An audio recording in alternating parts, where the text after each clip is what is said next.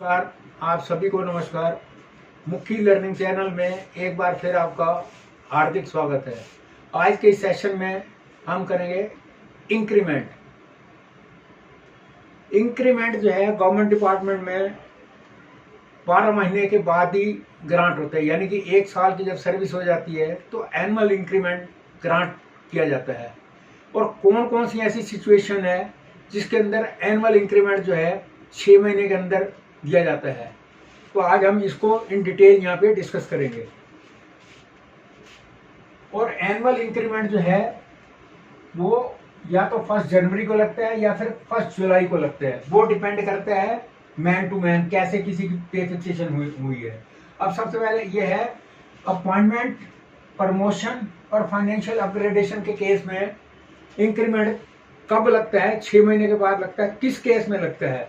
First है if an employee is appointed और promoted on January 1, यदि किसी एम्प्लॉय की अपॉइंटमेंट हुई है या प्रमोशन हुई है 1 जनवरी को हुई है, तो उसकी जो एनुअल इंक्रीमेंट है, जो इंक्रीमेंट है वो उसको 1 जुलाई को लगेगी, सब्जेक्ट टू कंडीशन कि उसने 6 महीने की सर्विस पूरी की हो।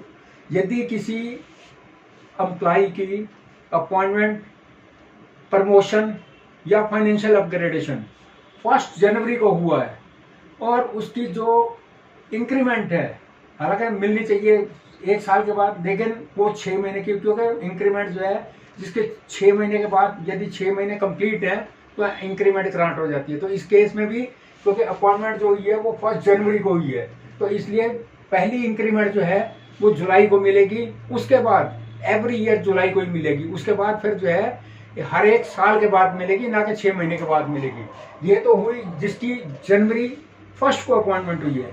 और if an employee is appointed or promoted on 2 January of the year, their first increment would be typically granted on 1 January next year। अब यहाँ पे ये पॉइंट है कि यदि किसी की अपॉइंटमेंट 1 जनवरी को ना होके मान लो 2 जनवरी हुई, 2 जनवरी से लेके 30 जून के बीच में हुई है, तो उसकी जो एनुअल इंक्रीमेंट होगी वो नेक्स्ट ईयर जनवरी में ही लगेगी, क्योंकि उसका वजह यह है कि उसको 6 महीने उस ईयर में कंप्लीट नहीं हो रहे, तो इसलिए उसकी इंक्रीमेंट जो है जनवरी में लगी। अब ठीक इसकी तरफ दूसरा हम लेते हैं कि if an employee is appointed और promoted on July 1 of the year, there first increment would be typically granted on 1 January. अब किसी एम्प्लॉय की अपॉइंटमेंट, प्रमोशन या फाइनेंशियल अपग्रेडेशन यदि 1 जुलाई को हुआ है, तो उसकी जो पहली इंक्रीमेंट है वो 1 जनवरी को लगेगी। क्यों? वहां उसको 6 महीने कंप्लीट हो रहे हैं। ये सबसे बड़ा पॉइंट है। 6 महीने कंप्लीट होते ही पहली, उसके बाद फिर वही नॉर्मल रेट पे जैसे जनवरी में फिक्स हो गई, तो नेक्स्ट ईयर फिर जनवरी में मिलेगी, यानी कि वो 1 साल के बाद ही मिलेगी। और इसको नेक्स्ट में देखते हैं कि if an employee is appointed और प्रमोटेड ऑन 2 जुलाई, इसमें भी वही चीज है कि यदि किसी एम्प्लॉय की प्रमोशन, अपग्रेडेशन या प्रमोशन 2 जुलाई से लेके और 30 दिसंबर तक, चाहे वो 31 दिसंबर तक भी हुई है, तो उसकी जो एनुअल इंक्रीमेंट है, मतलब जो इंक्रीमेंट वो मिलेगी, वो उसको मिलेगी जुलाई नेक्स्ट ईयर, क्योंकि वहां पे उसके 6 महीने कंप्लीट नहीं हो रहे। कई बार एक दिन के पीछे पूरे 6 महीने का मतलब पूरा इंक्रीमेंट का लॉस हो जाता है। अब हम इसको एक एग्जांपल के थ्रू समझते हैं। Case 1, appointment, promotion, financial upgradation occurred between 2 January to 30 June. अब किसी एम्प्लॉय की प्रमोशन, अपॉइंटमेंट या फाइनेंशियल अपग्रेडेशन 2 जनवरी से लेके 30 जून के बीच में हुआ है, बेशक 26 अप्रैल को हुआ है उसी साल ही, तो उस केस में क्या होगा? उस केस में सीधी सी बात है, जो एनुअल इंक्रीमेंट होगी, जो इंक्रीमेंट होगी वो 1 जनवरी को मिलेगी। क्यों?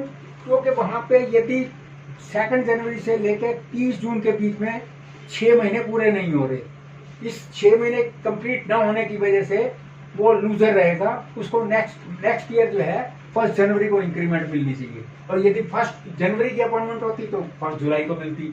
ठीक उसके तरह अब केस 2 है, appointment, promotion occurred between 2 July to 30 दिसंबर।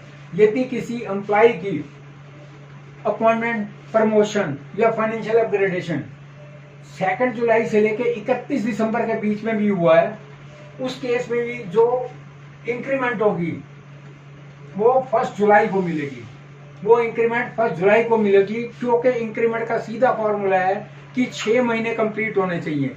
तो इसलिए यदि 2 जुलाई से 31 दिसंबर के बीच में ये, हालांकि वहां पे 1 दिन का शॉर्टफॉल है, वो 1 दिन का शॉर्टफॉल जो है वो इंक्रीमेंट को 6 महीने सीधा आगे घसीट जाएगा।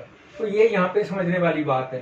तो अब ये तो आज हमने किया कि 6 महीने में इंक्रीमेंट कब मिलती है।